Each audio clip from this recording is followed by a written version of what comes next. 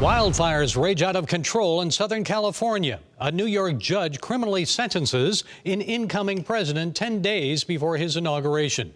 An ISIS terrorist brings death and carnage to New Orleans. A highly decorated Green Beret commits suicide in a fiery explosion in Las Vegas, claiming the nation is terminally ill, accusing its leaders of enriching themselves at the people's expense. War continues to rage in Ukraine and the Middle East, and all of these events are disturbing. But there is hope for 2025 and beyond. Joining us to share his thoughts is youth, religion, and culture expert Alex McFarland.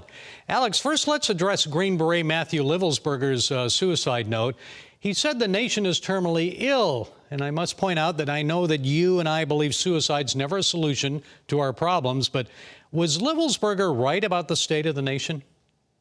Well, our nation does have problems. I don't think the illness is terminal if we, as a nation, will, all citizens, return to our founding principles, but especially God's people, Christians of every strata, if we will pray for this country. And so many verses we could cite, but 2 Chronicles 7:14, humble ourselves, turn from sin, pray and seek God.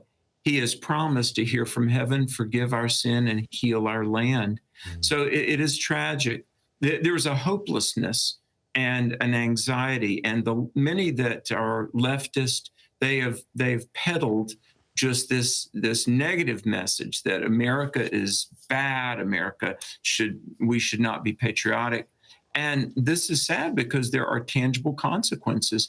When people get into a position of hopelessness, as this person did, there are dire consequences. But there is hope. And we serve a God who is very merciful. We serve a God who is willing to forgive and even restore. And so there's great hope, and there's every reason to be optimistic, not pessimistic. Well, many Americans remain hopeful for the future because of a second Trump presidency, and still there are millions who did not vote for him, many who feel anger, despair about it. What do you tell them? Well, I would, obviously, our primary message to all people is that the meaning and purpose of life is to have a relationship with the Lord Jesus Christ. But for the people that are angry or despondent over the outcome of the November 5th election, I would say, well, just keep an open mind. And when your grocery prices go down, when your stock portfolios go up, when wars around the world subside, when hostages from the Hamas attack of October 23 are released. Donald Trump, say what you will, this is a man that delivered on his promises first term.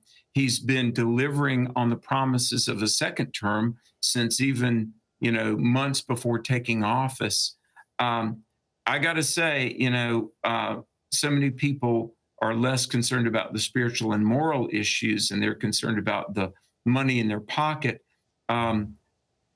Give it a little while, and the benefits of a second Trump presidency will be hard to overlook. And although Americans on both sides of the political divide are talking about cooperation, national unity, divisions still remain, and demonic forces are still at work hoping to destroy the country. So you believe it's a crucial time for people to pray. Why and what should they pray?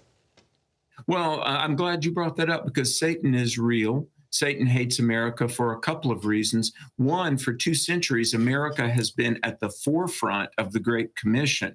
America has taken the gospel around the world, and in the spirit of Matthew 25, given a cup of cold water in his name. And I've traveled throughout the world, and benefit and relief and benevolent work is virtually wherever you find it in the world. It's a 90% chance it'll be carried out by American Christian organizations. Satan hates that.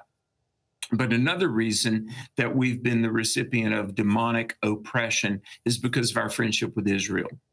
And Genesis 12 and elsewhere, God promised Abraham, I'll bless them that bless thee. And so America has been a friend to Israel.